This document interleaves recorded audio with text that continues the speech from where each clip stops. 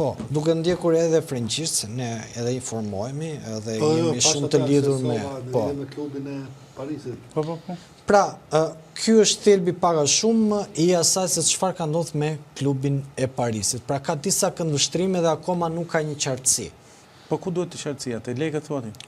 Në kontekstin, unë kam një mungesë qartësie në aspektin tim për shembull që pse zoti Bexhet Pacolli duhet të bënte një sqarim që nuk ishte gjë për shembull me kryeministin Rama.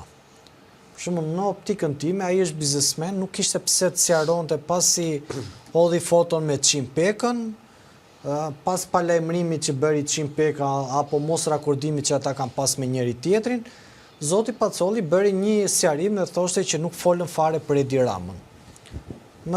Unë e kuptoj në pozitat e biznesmenit zotin Pacolli që nuk do t'i prishi punë vetës, por edhe të shpjegoj që nuk foli për Edi Ramën, se në fund ditës aeroporti si investim strategjik nga zyra e kryeministit kalon, se nuk kalon asnjë zyrë tjetër.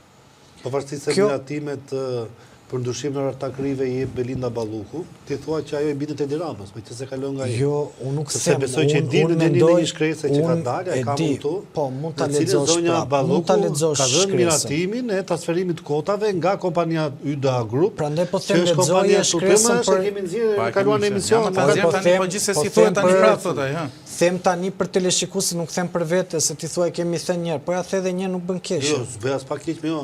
Në shkresë është folur në lidhje me lejen dhe miratimin, dëgjoj. Gjithmonë kur janë vepra të ndërtimit të tillë, siç është aeroporti, një koncesion i jashtëzakonshëm në siguri publike, çdo lloj veprimi midis bashkimit të operatorëve, siç ka qenë atë rast midis Mabetex, YDA dhe A2 grupit, në moment që ndryshon pozicioni këtyre ose një operator dhe nga ortakria duhet të jepet dhe miratimi i ministres përkatëse që në atë rast ka qenë Ministria e Infrastrukturës dhe Energjisë. Është dhe tani.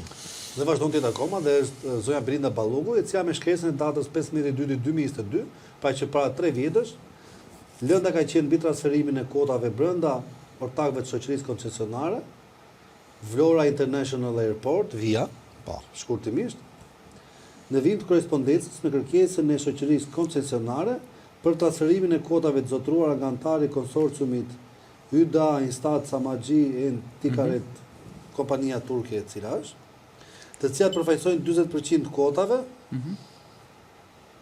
të aksioneve shoqërisë koncesionare Vlora International Airport, ne japim miratimin tot për transferimin e këtyre kotave. Pra thelbi dhe lëndës është kjo. Bazuar në shkojë në atë pikës 18.2 kontratës së koncesionit, partneritetit publik-privat për projektimin, ndërtimin, mirëmbajtjen dhe transferimin në aeroportin ndërkombëtar të Vlorës, VIA. Shpreh miratimin paraprak për transferimin e plot kotave të zotëruara nga antari konsorciumit YDA Group, të cilat përfaqësojnë 40% kotave të aksioneve shoqërinë koncesionare Vlora International Airport, të cilat do të kalojnë në pronësi të shoqërisë Magbo Construction SA, gjithashtu pjesë e konsorciumit. Këse të nxjerrë tani se atë po nxjerr. Nuk kam përkatësit zotit Valonati, ka çoj Çigrigjis. Po miratimi është dhënë për kompaninë Magbo Construction SA. Kjo është logjika. Kjo është dhe zonja Balluku dhe kryeministri si thua ti, bashkë me të pas kanë qenë djeni. Prandaj po them që çdo gjë nuk është se nuk kalon nga zyra e kryeministrit apo ministrit përkatës. Po. Kështu që kjo gjë, prandaj them ka shumë pikpyetje. Pikpyetjet e para lidhen me faktin të një marrëveshje të biznesit dhe pikpyetjet e dyta është ky një sulm politik që po i bëhet, po. Kjo është kontrata. Që firmosur nga ministra Belinda Balluku. Apo jo, Marsit. Marsit. Me ty e kam. Po, falë se po lexoj dokumentin, po. Po lërë për dokumentin ja ku e kenë në foto. Çfarë po thua? Jo, nuk po them gjë, është ky dokumenti po thot Anëri. Për këtë po flasim. Kjo është çështja. Kështu që në këtë kontekst mendoj që kjo ka dy këndvështrime të ndryshme. E para është te pikpyetjet që më lindin mua, e para është fakti që a është ky një problem vetëm midis biznesmenëve apo po tentohet tashmë zotit Pacolli me pushtetin politik që Rama së bashku me zonjën Balluku ti marri nëpërmjet njerëzve të vet aksionet zotit Pacolli. Po. Në gjithë këtë shikoj edhe pse kam ulumtuar dhe nuk kam gjetur burim të parave ruse, kanë tentuar domethënë të hidhet në opinionin publik imazh duke qenë se historia e zotit Pacolli është shumë e lidhur me Rusin për shkak se ai ka qenë një nga investitorët e apo Po të dishin rindërtimit. që pasi të jepnin koncesionin e vijës. Nuk është se këto përbën tash fakt të ri. Po them po idhen si tymnaj, nuk kam Normalisht. gjetur asnjë fakt thash Po që pra- ta përfshin aeroportin me paratruse deri në këto momente. Pavarësisht se zoti Pacolli ka drejtjet e veta të shkuarës që lidhen me Pas diskutojmë. financimet apo restaurimet në Kremlin. Po. Zoti Pacolli është munduar gjithë të ditë të tregoj që se si ai investon nga një shtet në një shtet tjetër dhe është gjithkohës në udhëtime dhe këta që janë biznesmen shqiptar nuk mund të krahasohen me atë. Dhe në gjithë të panoramë marrësi duke mos pasur shumë paqartësi sepse dhe zoti Pacolli po flet me simbolika. Ndërkohë vetë qeveria nuk po flet fare. Zoti Valon shpreu shumë pak. Na 2% dalin 48, pastaj thonë na e marr 98, që është kjo çmenduria se duhet të jesh edhe njëri biznesit i kuptosh këto. Edhe i ligjet. Dhe po kuptohet biznesi dhe ligjit, se ajo vazhdon në kontekst. Po duhet jesh marrë gjithmonë me shkresa dhe me dokumenta për të evidentuar. Kështu që në këtë kontekst, në gjithë të panoramë, shikojmë që është gati një, po të them si akoma nuk arrit do të di deri ku është lufta e biznesmenve dhe ku është lufta politike. Që ka një mishmash aty, një përplasje interesash mëdha ja bën mu. Por faktin që zoti Pacolli luan triqe mos e kput. Faktin që nga ana tjetër askush nuk nga pjesa e mazhorancës nuk shpret, kam akoma të paqartë se çfarë po ndodh brenda atit aeroporti, i cili nuk të lë njeri të filmosh, nuk lë njeri të shikosh se çfarë ndodh, mendohet që janë shumë pak punëtorë që po punojnë, por këto pikpyetje kam në këtë këndvështrim me shoh. Nuk ka një këndvështrim që mund të shikoj përveç atë që ç'pun ka shteti përpos interesit publik gjasme për para ruse, se këta kur duan këta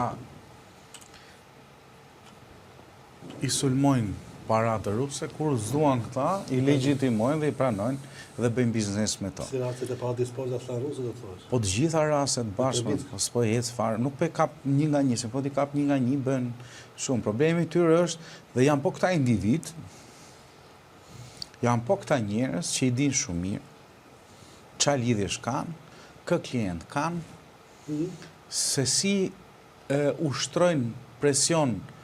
Pra, po të them, iqi këto Luko, Luka, Puka, Muka, Ademi, këto janë emra kot, këto janë prestanome dhe janë si thuash, nën kontraktor të emrave tjerë.